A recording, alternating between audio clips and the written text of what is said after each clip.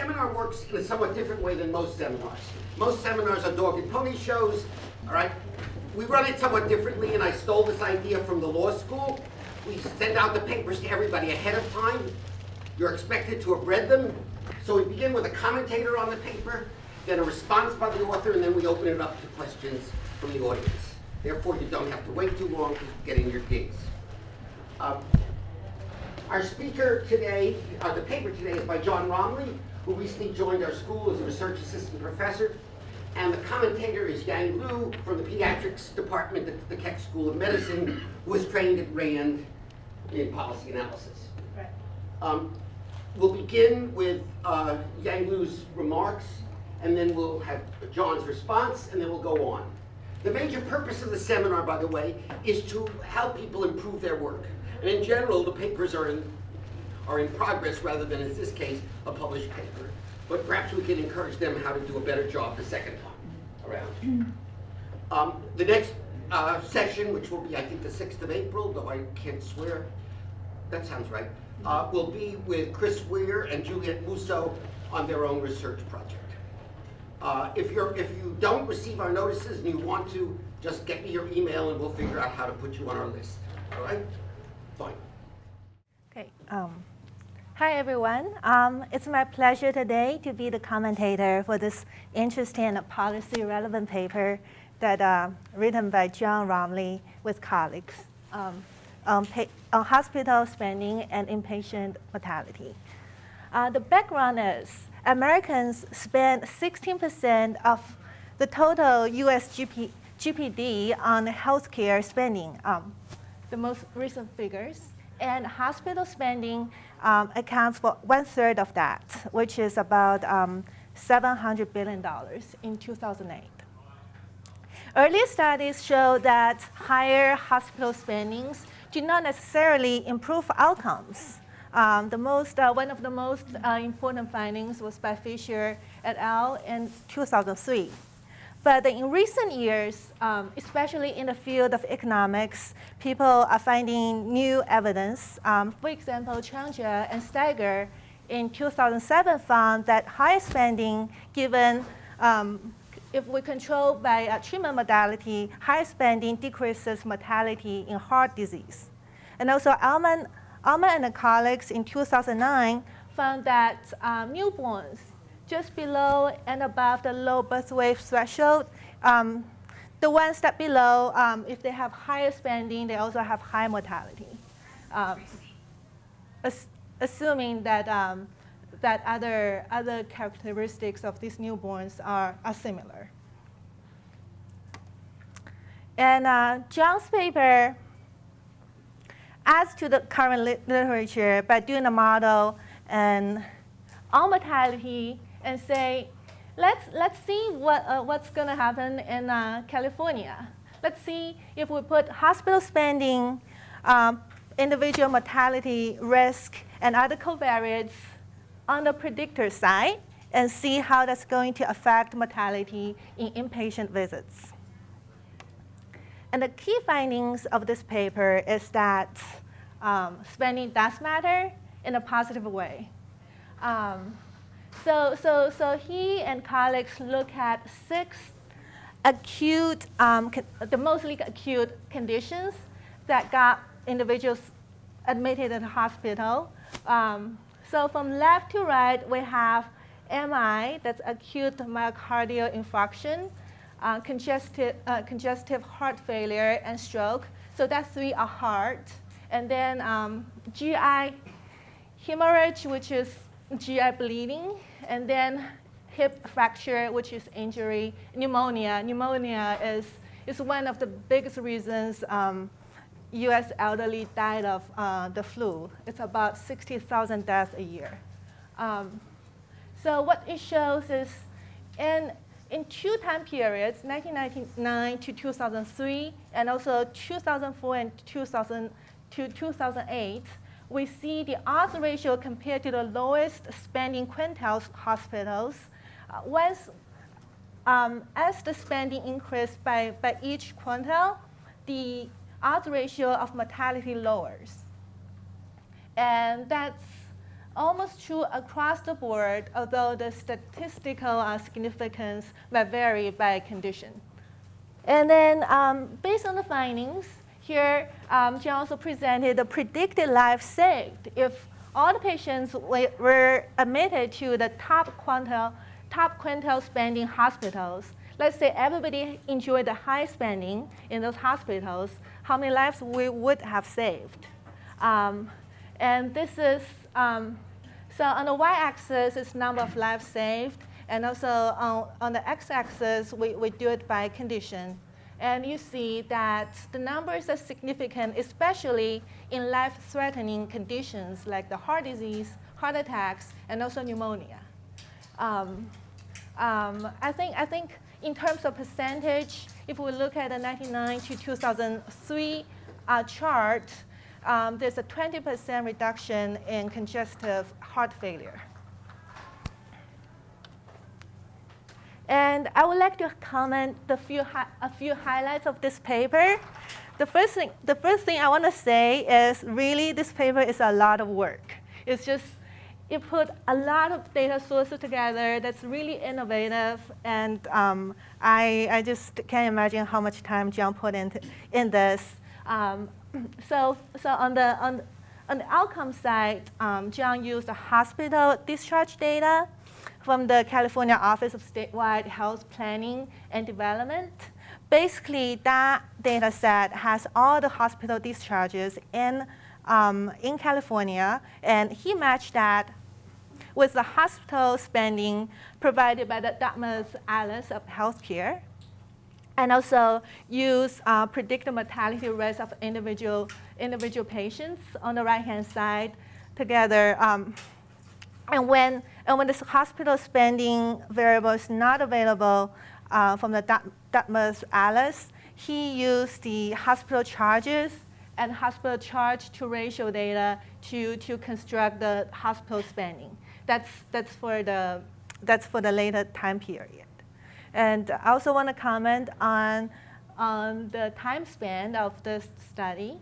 It covers almost 10 years of data, and it's interesting to see the comparison of the first 5 years and the last 5 years. And also, it's policy relevant to see how this finding translates into life years saved. So I also want to talk about the implications of this paper. So if we see that higher spending is associated with lower mortality, does that mean if we just increase the spending by a large percent, then nobody dies? That'd be awesome. I'll totally vote for that.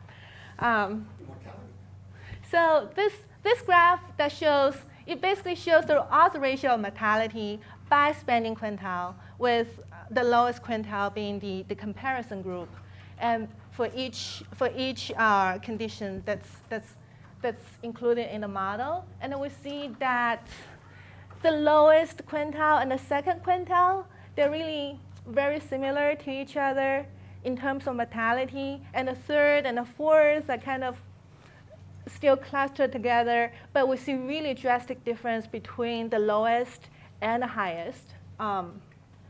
The patterns for GI and hip fracture are a little bit different. I think it also depends on, I think there's a huge variation in injury in terms of severity, because when we see GI bleeding, it could be, the underlying reason could be various. And also hip fracture, just based on the diagnosis code, we don't really know how serious that was, and whether, compared to other conditions, whether that's really curable or not. And also, this is on the detailed practical side of the data analysis, because I'm a data person, so it's just naturally the questions I have when I was reading this paper. One is patient follow-up. I'm wondering if we could actually follow the patients from the California hospital discharge data and see the patterns after the event that's analyzed in the model, whether they were admitted to the hospital or to another hospital within 30, 90, or maybe 6 months, and what location they were discharged to, were they discharged to a nursing home, were they allowed to go home, and that might be also a quality indicator there, or an indicator of the disease severity. And also, for the hospital spending, I was wondering if there are other alternative measures we could use. For example, in the Dartmouth Alice, there's also the last 6 months.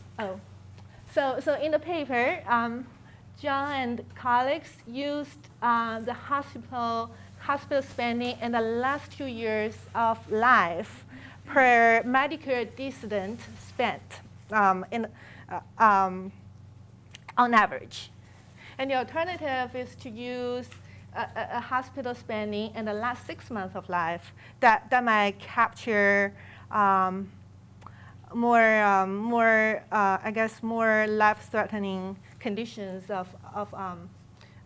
in hospital treatment. And also, this paper is really interesting in that it uses hospital level spending instead of regional level spending, which a lot of earlier literature used. So this is a much finer data on spending. So it supposedly produce more accurate outcomes. And but still, we look at spending as a whole in disease-specific conditions. We don't really know whether the spending is because of the type of hospital and because there are more procedures done in higher spending hospital where they just reimburse more for each procedure that's been done to the patient. And so it'll be interesting to look at that, also look at whether higher cost hospitals adopt new technology faster, and also whether they follow the newest available clinical guidelines when they treat patients, and whether they will achieve better outcomes. And after John talks about his paper, we can open the floor about other directions for future research. Thank you. Those are great comments. Thank you very much, Yang, and I look forward to hearing from the audience as well. This is published work. It just came out, so we're not looking at something that's been sitting away in a library for a long, long time, and we are trying to push ahead on several fronts with this research. So I think the feedback that we'll be hearing today will be very helpful. Just to respond to a few of the points that Yang raised before opening it up more widely. I guess one issue was about the generalizability of our results. Is what we're seeing true of other kinds of conditions? And that's a great question. And this one cannot speak directly to that based on this evidence. We have examined a fairly wide range of important conditions, and there is a reasonably consistent pattern across them. So that may be suggestive. But one has to be very careful in extrapolating. These are different kinds of conditions too in terms of acuity and the technology of treatment, how intensive it is, and all of that. So, I think we have to be careful, but at the same time, we were mindful of wanting to do something that was reasonably general. In terms of severity, there is this issue whenever you do this kind of analysis of are you really picking up the effect of whatever it is you're interested in here, spending and doing more in some sense, or are you picking up something about patients' health? Is it that certain hospitals with higher low costs are attracting healthier or sicker patients in ways that you can't observe? And that's just a very classic and difficult problem for these kinds of analyses. And that's where Yang was headed. And we're very concerned about that, and that is what led us, in part, to focus on these 6 conditions. So the Agency for Healthcare Research and Quality has developed a set of inpatient quality indicators. And attached to that is, for each of those conditions, which are the conditions we study, attached to that is a mortality model that can be used to predict the likelihood that a particular patient will die based on their diagnosis codes, their age, their sex, and all of these things. And those models have in some sense been blessed because they were developed by a very reputable agency and have been reviewed carefully by panels of clinical experts and all of that. And so so we put that in the analysis alongside spending. We put a lot of other patient characteristics, information about what their other comorbidities are, information about where they live, so what is the income in the neighborhood where they live, that kind of thing. All of this is going towards trying to deal with this problem, but at the end of the day, you can never prove a negative, that is not still going on. I can tell you that, sort of this measured health risk we do see a lot of variation in that, and it is positively correlated with spending, right? So it's not that the high-spending hospitals are getting really healthy people, at least based on measured health risk. And for this to be a problem for us, that relationship would have to be the opposite in the unmeasured aspects of health. We would have, so just to speak to that. There's this question about what happens after. That's a great question. I mean, we don't just stop caring when people are discharged. And a limitation of our data is that we don't know what comes after in this particular data set. We only know what happens in the hospital. Now, these quality measures are defined for the hospital. I mean, there is a sense in which what happens in the hospital and whether you survive that stay does matter. But there's a lot more that does matter as well. What happens after? So, for example, one thing we couldn't address, what we've shown, we think, if you believe it, is that hospitals that spend more and do more achieve better outcomes, at least during the stay. But we haven't demonstrated that 30 days out, that effect persists. We haven't demonstrated, maybe these people, all die once they right out of the hospital. Maybe the high-spending hospitals discharge patients early. We did look at that to avoid the mortality. We did look at that, and what you would expect to see in that case is that high-spending hospitals would have short lengths of stay, and we didn't see that. Okay, but if you don't look 30 days out or a year out, you can't speak to this broader question of, is this money well spent? You can say, does spending more seem to lead to better outcomes, at least in the short term? And in fact, that's a policy relevant question. Maybe we can get into why. But there's this other set of relevant questions about, is this money well spent? Should we be spending this money here, or should we be spending on pediatric vaccinations? And our analysis just doesn't speak to that. Maybe I'll stop there. I've been kind of going on a while. So again, thank you, and I look forward to the conversation. I want to thank both of you for articulate discussion. I kept thinking about, imagine if they evaluate universities this way, high spending versus low spending universities. We'd be in very good shape. What? We'd be in very good shape. Why? What's the outcomes? No, we spend a lot. We charge a lot.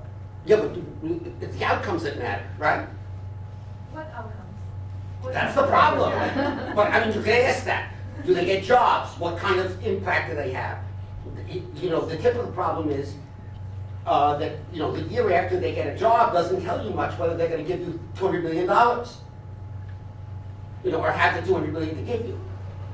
So it's even worse than your problem, I think. Mm-hmm. On the other hand, if you're worried about whether you can pay back your loans, you might want to know that information. Anyway, excuse me. So thank you very much. I'm sorry I got with a comment, but I kept thinking about this thing because we heard a talk Monday where someone pointed up the educational thing. Questions? Do you have one? Yeah, because you mentioned it before, and then we'll open up. Yeah. Yeah, I have still a question. But first, it seems like you have several years of data, Right. and your research is basically looking at a correlation. So you collapse all years, Right. and right into 2 periods. Right. Basically looking at the Right. high-spending hospital versus the low-spending Right. hospital. And I think it might have an opportunity to just look at the change over time, so you can Mm-hmm. compare like the change within those Right. low spending versus high spending, whatever it is. Right. So we didn't get into all the weeds yet. So we looked at these two periods. The first period, we took spending from what's called the Dartmouth Atlas of Healthcare. Who's heard of the Dartmouth Atlas of Healthcare, right? Yeah. So that was really a big motivation for this. I mean, that is in the policy bloodstream out there, the Dartmouth Atlas of Healthcare. They've been working on it for decades. It's an immense contribution to our understanding of healthcare, and it's been so influential. So that Fisher 2003 study is in this line of work and has been just enormously influential. In that study, they look at total spending within regions, right? And they find that regions that spend more don't seem to do better, and maybe even do worse. And that has been enormously influential, so much so that during the healthcare reform debate, This American Life devoted two shows to healthcare, and one of the segments was called "More is Less." More is less.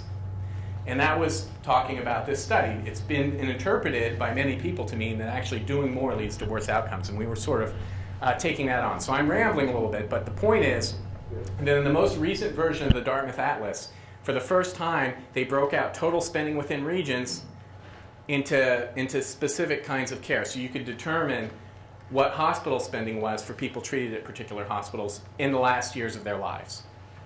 Now that is over a 5-year period. We couldn't break that out and look at changes over time. This is to your point. I came back to it.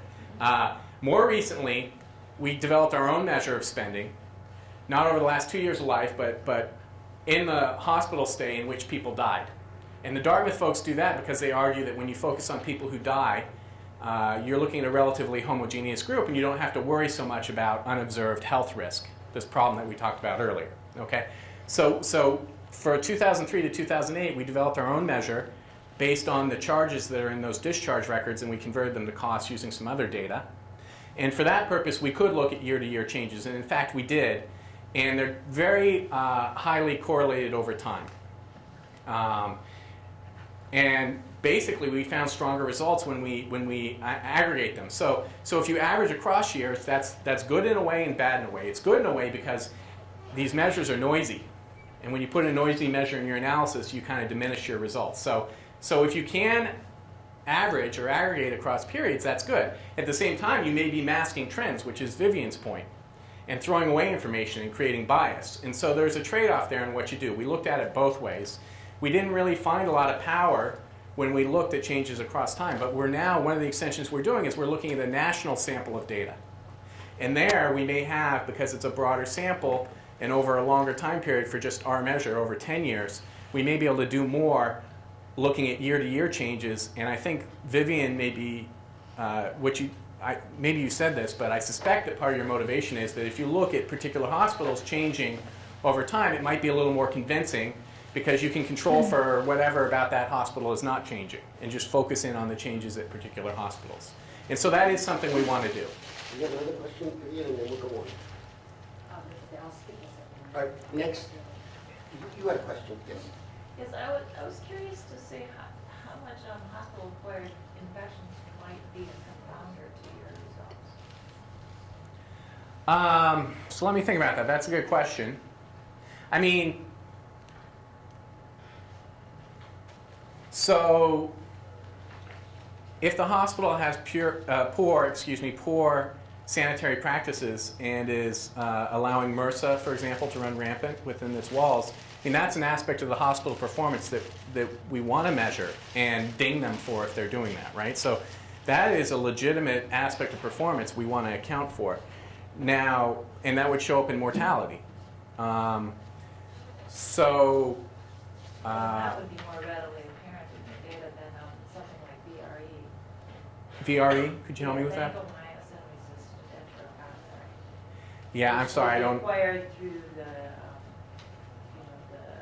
Catheter or? catheters. Right, so there is, the Agency for Healthcare Research and Quality has a bunch of measures, and they do have another set of measures called the patient safety indicators. And so catheter-related infections are in there.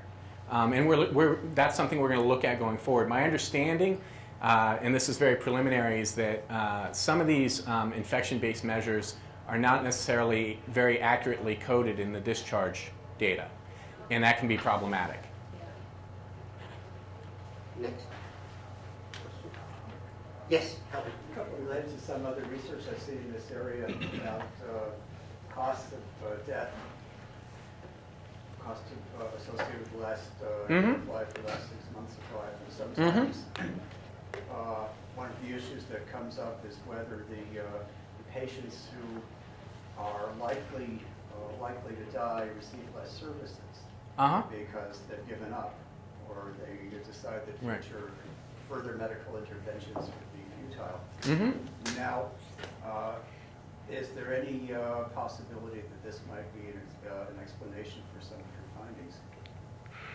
Well, if patients who are likely to die get less care and have lower costs, you know, there are hospitals that disproportionately attract these kinds of patients. That's going to lead them to have high mortality and low costs, which actually is the opposite of what we're finding. So I think if that were going on, that would actually strengthen our results. That would suggest, if I'm understanding you, that would suggest that we are underestimating the strength of the relationship between higher spending and lower mortality. I think the story you're telling actually helps our case. I mean, I do think it's plausible. So we're doing some follow-on work where I know this is going to be on YouTube, so I don't know how much to give away. And actually, we were in a race on this paper because what we did in certain respects. We can cut it out if necessary. But so And we're willing to do that. California is one of the few, maybe I don't know if there's another state. If there aren't many. But California is one of the few states that records in its data whether patients had a do not resuscitate order. Okay, within the first 24 hours of their admission. And so you can tell something about patients who may be very sick or who may have an aversion to, you know, dying with the ventilator tube on and all that kind of stuff. And so we're looking at that, and what you do see there is that patients who are DNR, do not resuscitate, their spending is much, by condition, within the same condition, is much, much lower than people who do not. And so I think that is consistent with your point, but I actually think it helps our case because it's working against us finding a negative relationship between spending and mortality. So you say there's a positive relationship between spending and survival, though, do you not? Right. There's something I'm missing in the logical chain. If you have a positive relationship between spending and survival, then you should have a negative relationship. You should also have a positive relationship, negative relationship between spending and mortality. Right. We do. And so, you know, it's possible I've misunderstood, but I thought your point was that you have very sick, very likely to die individuals, potentially at hospitals, and therefore they have low costs. And I think that works in the opposite. I think so. What that would say is you would see. Yeah. Hang on a sec. Maybe I am backwards. Let me think. Sorry. Yeah, so it seems like part of what you find. Yeah, I'm backwards. You're right. I is apologize. Explained by that self-selection. Possibly. I mean that. Okay. Yeah. I apologize. I got it backwards. It's an interesting point. I don't know. Is there any way that you could tease that out? Well, we're looking at this DNR stuff now, and it's very preliminary, but it does look like the results hold up to a degree. So, you know, since your data are hospital level, Right. it raises some interesting potential scenarios. Do physicians differentially admit patients to one hospital versus another based on the likelihood of success with intense medical intervention? I have no idea whether this is the case. Right. Or whether somehow or other the patient's family makes that selection. To what degree might there be a presence of a hospice in one facility, Right. hospice-like services? Right. And so it really invites a lot of intriguing questions about scenarios. I absolutely agree. Go, Marty. I think one of the things to say is that usually in this kind of work, which is, as far as I can figure, impossibly difficult because of the problem of the inventiveness of the listeners, so to speak. You know what I mean? That you could imagine alternatives which would show that it's all nonsense. Is the robustness of your finding is very Right. important. Right. In other words, if you have a finding with very good statistics, Uh-huh. then it could be that all of these devices are operative, but they are less likely to be operative. because they're, there's something pushing hard. And would you characterize the quality of your finding as very robust? I'm a little biased, perhaps. No, you have to live with that. No, I think it's fairly. I mean, I'm worried about these issues that you're raising, and that's why we're, digging deeper. I do think it's fairly robust, though. I mean, we include everything that the earlier Fisher study included. We kind of mimicked them very intentionally. We brought on these newly developed risk measures, mortality risk measures, and brought that into the analysis. If you do the Fisher study with just Fisher's criteria, Fisher's measures, do you get their results?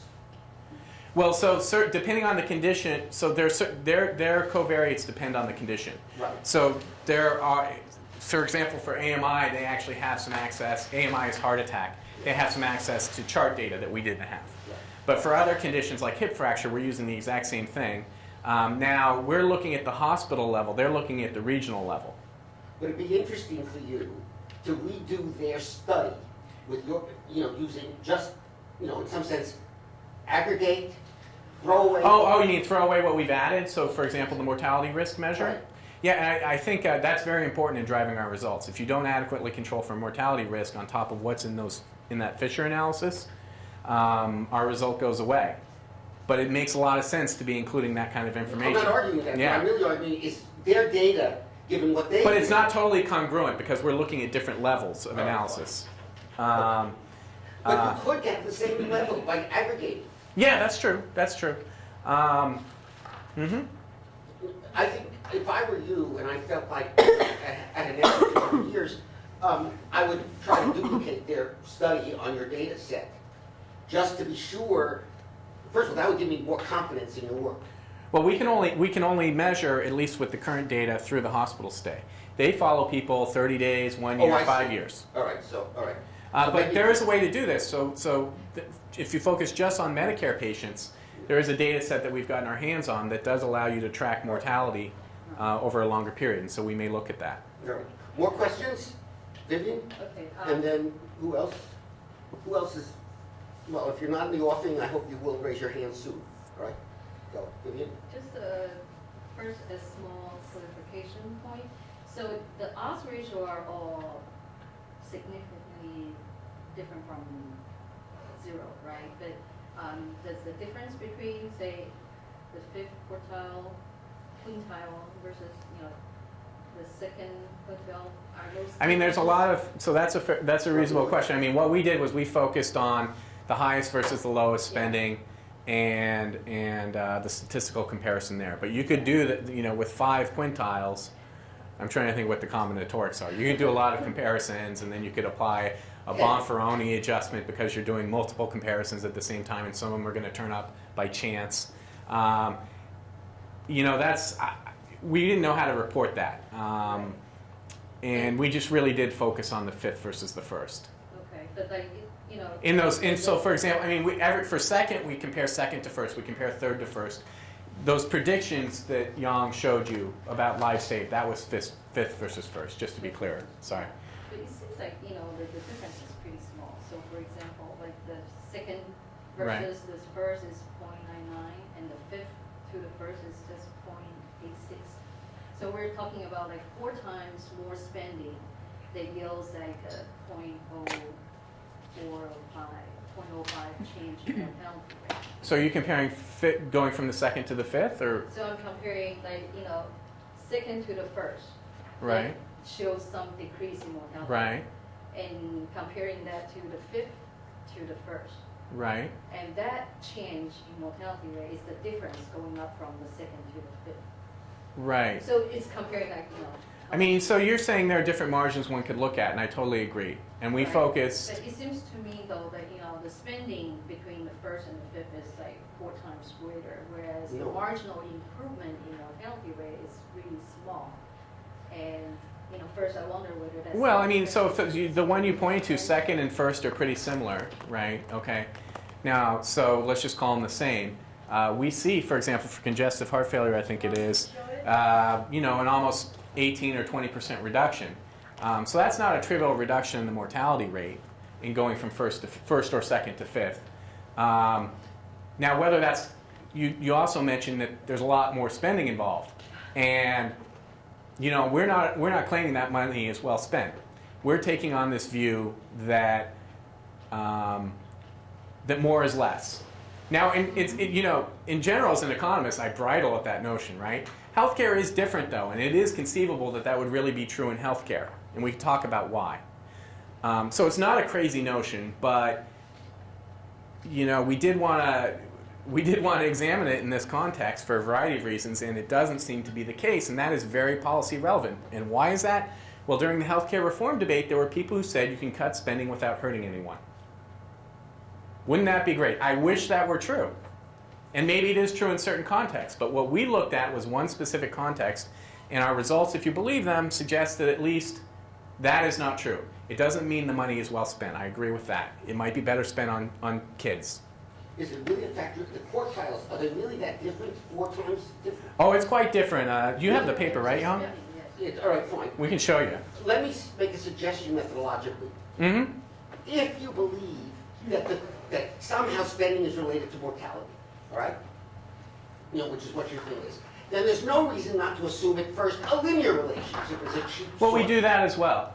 And therefore you can take into account all, rather than giving odds ratios, you can decide, is there a slope that's believable?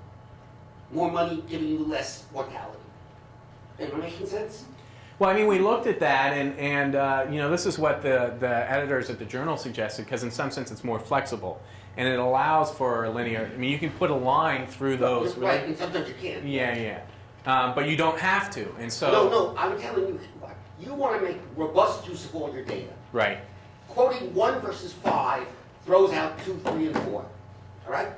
Mm-hmm. So what I want to see is, let's assume linear.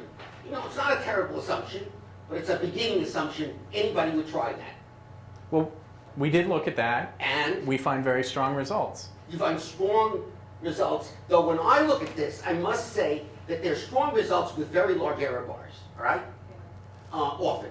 Yeah. So I'm willing to believe that you get straight, lines, but the slopes on the lines must have big errors on them. Well, no, but so here, this is more flexible than linear, and the cost is you lose power. Because you're estimating, there are more parameters here to estimate, and so your standard errors start to expand. So when we look at when we impose the restriction that whatever the relationship may be, it has to be linear, the only question is the slope, Yeah. that's actually a tighter error bound. I would hope so. Right? So we're being hard on ourselves by doing this. No, you're not. Yeah, we are, absolutely. Why? I mean, I respectfully but strongly disagree. I think we're being hard on ourselves by doing this. Really? Mm-hmm. All right, let me tell you what I understand, and then we can talk later. Okay. I always thought that if you use all the information you have, you'd have a better estimate. Yeah, but suppose you got a very slight negative relationship with a linear specification, Right. but it's actually doing this, Then you can try lots of things. that's what this allows for. No, it doesn't allow for anything. I can look at this, but I have no idea. Put a line through the little bars. But that's equivalent to doing a linear estimate. Right, but you see, right. So this allows for linear, but it also allows for richer relationships. They could go up and then down. I agree with you, but all right, last line, and then you have to close. From my point of view, trained as I am in the natural science, where the data is not about mortality, but about the mass of a particle, Mm-hmm. what I would want to know, unfortunately, what I would want to know is yes, I see these ratios, but it's like you're throwing away three parts of the data, 3 points. Well, they're all in the analysis. No, I thought the odds ratios are the 1st to the 5th. No. So, I'm sorry. So let me try to Oh, I see clarify. the quartile stuff. All Right, right. these are the. I'm sorry. These are all relative to the first. The first is the holdout or reference All right, category. so you could. And then 2 I versus 1, see. 3 versus I'm 1. sorry. No, that's No, I it wasn't. misunderstood. There's a lot of detail here, and it's hard to get But it all I still out. think you'd be better off showing me both the line and the I think we report the linear results in an appendix table. Okay. This is actually No, this is from the body, I believe. Well, okay. I mean, all right. Oh, I'm actually, you're wrong. right. You're right. So we report it as a table in the body and as a figure in the appendix, sorry. Well, anyway, I'm wrong. All right. Or at least I'm not obviously right. Next question, please. Further questions? Let's see if anybody else besides Vivian, because Vivian does this for a living. Which is always good to have someone who actually does it for a living. Well, I kind of do it for a living. You kind of do it for a living. I kind of do all of this for a living. I have a question, however. Oh yes, you have one. You haven't asked. Well, I kind of do it for a living too, but from the other side of the spectrum. I've worked in these areas, and to me this reflects that you've got specialized quality of personnel who respond better, and that gives you a lot of your flexibility that you're seeing. So your more talented people are going to be in the AMI areas. You don't see as much difference there. The places where you have more mortality, you've got your poor quality personnel. Is that true? Absolutely. In other words, you have better people who do cardiological work than people who do gut work or something like that? Yeah, because they get compensated better and there's more reward for autonomy and prestige. In cardiology versus some other fields. Absolutely. That's wonderful. That's like deciding to become an economist because your salary will be larger in the university. Or a Yeah, professor of it- business. It's like that, yeah. There's different variations. So you're saying that one explanatory variable here would be the quality of the caregivers, and that's related to expenditure, but also related to field, and so you're trying to explain the differences in the different. That would be an add-on, right? Just be from, just my experience and observations. No, I think that's very interesting, and one of the things we want to do is try to understand the specific pathways or mechanisms that seem to generate these results. You know, there's cardiological issues get better physicians, say the first three than the last three. And therefore you would see sharper differences. Is that what you're saying? Yes, like if you compare the mortality rates in the differences with the stroke victims, which typically we would come on a regular med surg, or they're a little more neglected than they're long term, where the AMI, the cardiac floors are high prestige. This would be wonderful. Do you have any idea about this? One can measure in a different data set on California sort of what spending is on, you don't know a lot about the doctors. That's very hard to measure because they're typically compensated out or paid outside the hospital. But you can measure whether, RNs are paid more on a med surg or in a cardiac unit than on a med surg floor. I love that, the way you put it. Excuse me if I keep talking, but I think it's wonderful. There's also prestige of position. Yeah, no, whatever it is, it's The so, mix, but right. it so much reminds me of universities. Where the humanities people get probably 50% less than the people in the business school and the law school for equal talent. And I don't know, it's 50%, but it's some ratio that I wouldn't be surprised if it's 1/2. And unless you have a place like University of California where salaries are determined by a scale, but a place like USC, they're not determined by scale, so market-based. That would be lots of interesting problems. Anyway, I'm sorry, I got excited. Howard, and then I guess I have a two-part question. One is something I might have missed in the paper. Mm-hmm. I get the idea that among the patients whose records you were able to analyze, Mm-hmm. there was something like 2,000 avoidable deaths. Well, it depends on the condition. Okay. But all in total, about how many avoidable deaths would you have? Young, would you please put that up? Ballpark's fine. Well, I would say, okay, so over those 5-year periods, if we look at 2 5-year periods, I think we're looking at the point estimates. 2,000 Yeah, so, 13, 14,000 in 1990 and 2003. And the thought experiment there is, This is a thought experiment. We put everyone in a low spending hospital, and then we move them all to high spending hospitals. And Okay. the boundary is 30 days out. They haven't either considered. No, because we only observe mortality within the hospital. Oh, just in the hospital. Right. So we don't know they might have died the next day. That is possible. Now. Although there's some other work I can. Anyways, go ahead. Okay, Sorry. but just did you ever calculate how much it costs to have one avoidable in-hospital mortality? You divide this 15,000 or so by or divide the total excess expenditure for the high cost. No, so that's a great question. And the issue is that we're using spending measures that have been that either have exactly been used in the literature or that are motivated by prior approaches. And so they're not telling you per se what spending would be on an average patient in the hospital. So just to make that clear, so for example, from the Dartmouth Atlas, what they report is they report hospital spending, this for the first time in the 2008 one, hospital spending, but throughout the last 2 years of life. Right? So people might think, oh, well, it's crazy you're not looking at spending on that last hospital or on a particular hospital stay. But the reason is that's a very well accepted and validated measure. And their argument is that what happens at the end of life doesn't reflect patient preferences. It doesn't reflect patient health risk. It reflects sort of the style of the care of the provider. Well, still, just. So, but the point is, so you can't use, you know what I'm saying, you can't use that number to do, what you're asking is very logical, and it would be interesting to think, maybe there's some way we could do that, but it wasn't an immediate step. I'm not saying we need to do, just kind of playing with the Well, yeah, and I mean, I think I meant. Let's just do a little speculation. My guess is that if we divide the excess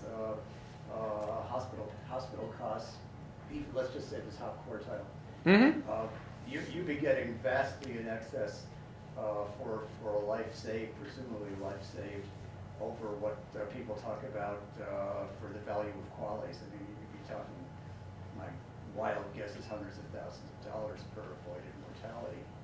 Well, I mean, there is good evidence that people value a life year as high as $200,000 to $300,000 or $400,000. Well, yeah, but if you look at the quality literature, it comes in about 20 to 30,000, maybe 50 or 60 for some of the high ends. Anyway, I'm not going to argue about the value of life. All I'm going to say is that it's very expensive. In my very impressionistic thinking, is that it's just very expensive to save a life by spending a lot more money on it. Well, the point is that John has given really away what their aim was. They had one goal, to deal with this Fisher paper. Well, I don't want to put it on Fisher, but that is how and his colleagues, but that is how that paper has been interpreted. No, the Fisher tradition, let's call it. I don't really care about who it is. And he may be virtuous, but there may be a problem in measurement. But the point is, that's the real purpose of your paper, is to take on that problem and say, maybe not, right? Yes. Now, cost effectiveness, as I think I acknowledged, is a really important question. But we didn't want to put that. I mean, it wasn't immediately obvious how to do it, but we thought about it, and that would undercut our story. You don't have to tell the whole. You don't have to tell the whole story At once. No, because I think what's important for the students here to appreciate is that you have an iconic paper, deep influence. If you can attack that paper in one way, you've made a real contribution. That doesn't mean that your work solves all the problems. But if you can say, they did this, we did a better study in that context. And in our study, we get the opposite result. That's a big deal, right? But why reduce it to an academic dialogue? No, I'm not reducing. Interesting. I'm not disagreeing with you at all. But I'm saying, if you're a scholar,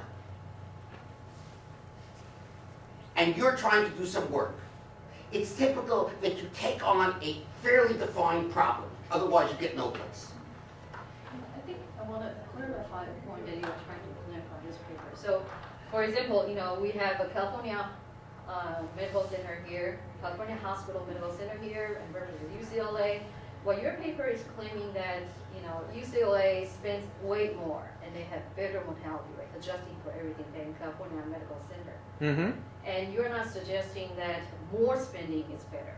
right? So. Well, it's I better don't in terms think of- There's a difference, right? So like, you're arguing that if we move all the patients that have been treated at the California Hospital Medical Center to UCLA, then the mortality rate will get better. Well, I think what you're not- arguing is it's confounded by something else about the hospitals. Right, but I'm This go- wondering, are you saying that if we spend more money on California Medical Center and also spend more money at UCLA, then we get better mortality rate? You're not claiming that, right? Or- No, well, I mean, I don't think we have totally nailed it from the point of view of an economist. So, I mean, there are different across disciplines. There are different ways of attacking problems and different burdens, styles of different kinds of evidence, different burdens of proof. I mean, so there's good evidence, and Vivian's really coming at it from the way an economist would, and I appreciate that. I'm an economist myself.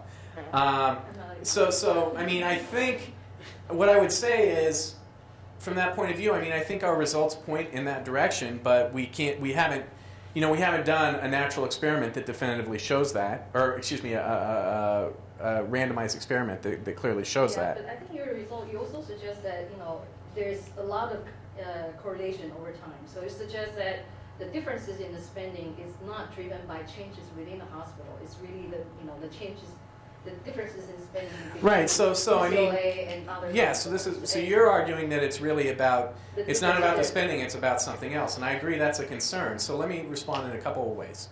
So first, there is an economics literature that Young cited some of it that does have the kind of identification strategy that Vivian is arguing for, and it finds results very consistent with ours. And guess how much influence that literature and those very sophisticated identification strategies have had on the policy debate? Anyone want to guess?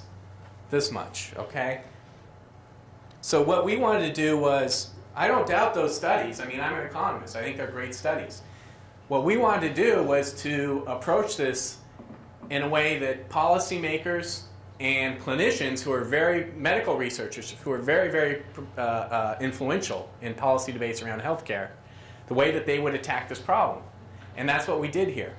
And the point that I was making, which I still would like to insist on, is that you choose a problem, you don't solve everything, you then get all of Howard's objections, for free, all right? No, they come with the territory.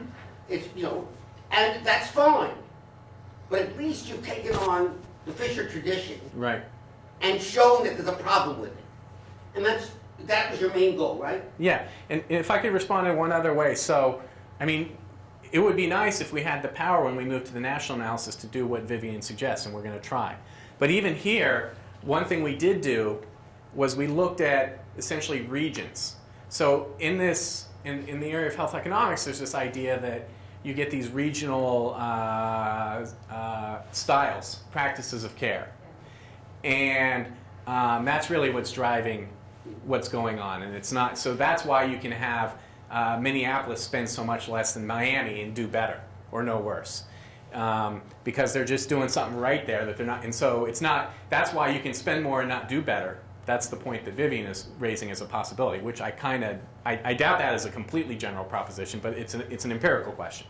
So given that that is out there in this literature, this idea of you get these sort of regional customs almost, we did look at regions, and so we accounted for what was going on in regions as best we could, and essentially looked at differences. One way of looking at it is we looked at differences in spending across hospitals within the same region and asked, does this result still hold up? And it does. But it would be even more persuasive if you could, I mean, the ideal way to attack this problem, from my point of view at least, would be, okay, so we're going to run an experiment on UCLA and California Hospital Medical Center separately, and we're going to tweak up spending within the same hospitals, right? So we're not comparing hospitals, we're looking within hospitals. That would be a great experiment, but I don't know if I have the resources to do that or if human subjects is going to approve me. But more importantly, I'm going to be a little pain about this. You're stuck with data sets that are available. In general, you can't generate a big data set yourself. Someone else has to spend the money. And it's not only spending money, but have authority to people to report the data. Data is a political problem. And so you do what you can, you model away what you can model, and then you have some results. And it's extremely important to have a sense of what it means to make a significant contribution to the research enterprise. And that's what I think is crucial here. These guys have gone together, and I don't know if it's guys, have gone together and they have put together this kind of analysis, which then leads them open to all sorts of objections. But as far as I know, all the objections you have to their work apply a fortiori to the previous work, and then some. So you, and everybody else is taking that work as fiducial, and now you're saying, right? In a sense, yes. I could qualify it a little bit, but yes. Don't qualify, no, because qualifying means that my point is not taken. No, and I'm up to a didactic point, not a, and so those of you who are students, that you'll often, especially when you're a young faculty member, they'll often do make a breakthrough contribution. Virtually no one does, by the way, even though they're looking for them. You know. It just doesn't happen that way. Miracles happen only once in a blue moon. But the point is to take on a substantial problem where there's a conventional set of expectations or beliefs. Now, that doesn't mean you'll be the one who's challenged, but that's a very important thing to understand. So in some sense, it was a courageous act on these folks to take this on. It was not obvious. Now, it helps that Dana and the people, it's a what do you call it, a powerhouse of healthcare research, right? You're very kind. Well, I'd like to be kind. And so they have sort of the wherewithal to do it, both intellectually and courageously. But I think it's important to have that sense, because I don't think students appreciate that kind of thing. Much of the research you will hear about doesn't have this kind of knock them down impact. Was it difficult to publish the paper? Well, we started JAMA. They didn't even send it out for review. We'd like to think that was idiosyncratic. We went to New England Journal. They sent it out for review. Didn't at the end, but passed on it. I mean, but these places, they're publishing less than 10%, maybe 5%. I guess the reason why I ask is to acknowledge Martin, your point, is that if you're trying to do things that counter Right. Popular wisdom or scientific wisdom, you're going to have trouble publishing it where your first choice would be. No, I think it's the quality of your work that matters. Well, I you're believe- not a difference of opinion on this one. Right, I mean, I just don't believe, I understand your theory that if you're doing something, out of the ordinary. Science is conservative. But Yeah. wouldn't JAMA want to publish your results? Like, when they want to argue that more spending is better for... Well, I don't know. I don't know what Where their does it come- editorial where does it board's stance on that kind Where of. does But it it's an come? interesting question. So just to speak, this does speak to the point. I mean, I think I see both of your points, but this appeared in a journal just a notch below those top two, and it's the same journal in which the Fisher piece appeared. Now that said, so they were open to this different, something that looked a little different from what had come before, and I think they recognized the potential importance of it, but it was a pretty involved process. They really wanted to make sure that it held up. There's this is not true in economics, which is my home discipline. In medical literature, the journals will often have a statistical editor whose job it is to make sure you didn't screw up. And we had a senior biostatistician. I'm not a biostat, working very closely with us. He gave us very good advice, but he had very high standards, and a lot of, we did a lot of work to meet his concerns. And also remember that there's two things. One, if you're making a claim that is counter to the usual expectations, then a Bayesian would say you better have better evidence, right? Because the priors are reversed. Second of all, if you're in a field like this where it actually has policy implications, and therefore lives and money, you would want people to have a very good job because it might actually affect what people do. It's not, for example, I don't know, like my work. No one's going to die from what I do or live. And, but that's the point. So from a I should say, a rational point of view, you would expect them to give you trouble. And not only because they're picky, but there's too much at risk. Oh yeah, they were, yeah. I mean, So- in the field I know about, which is, again, physics, you will get lots of trouble from people if you have an extraordinary result, unless you have lots of evidence to show that what you did meets something new. And I still remember someone who's got a Nobel Prize. I remember his first major postdoctoral work, or maybe second, had this beautiful result. And it was just beautifully done. And it challenged his Harvard professor.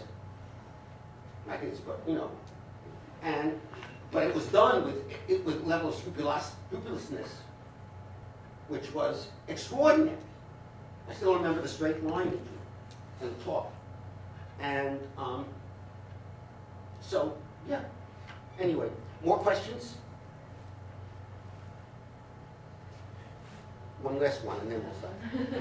Yeah, just one question and one comment. So one comment is that it seems like you are doing the charges, but in California data you can actually get a discount. So Well, with that, we did that. Oh, you did discount. Mhm. Okay. Yeah, Sorry. so we have an imperfect measure of actual costs.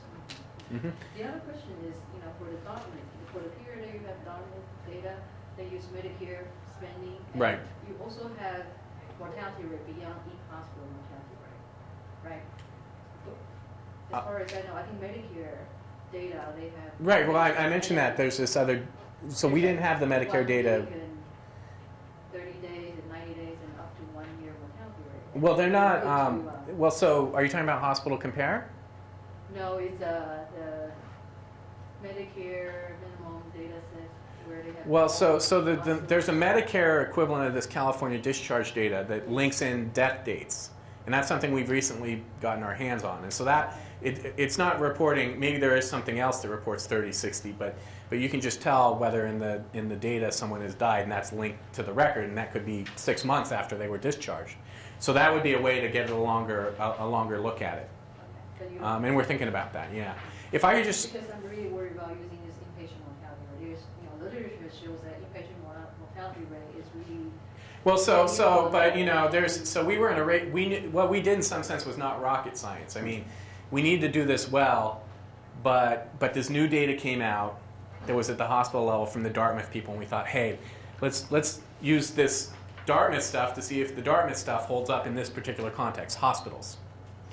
And we didn't know we were in the race, but we suspected we were, and in fact we were right. So there are a couple papers that came out, this came out in February, there are 2 papers that came out in December in other journals that looked at 30-day mortality using somewhat similar methods. I mean, I could kind of quibble and say ours are better, but they're reasonably similar.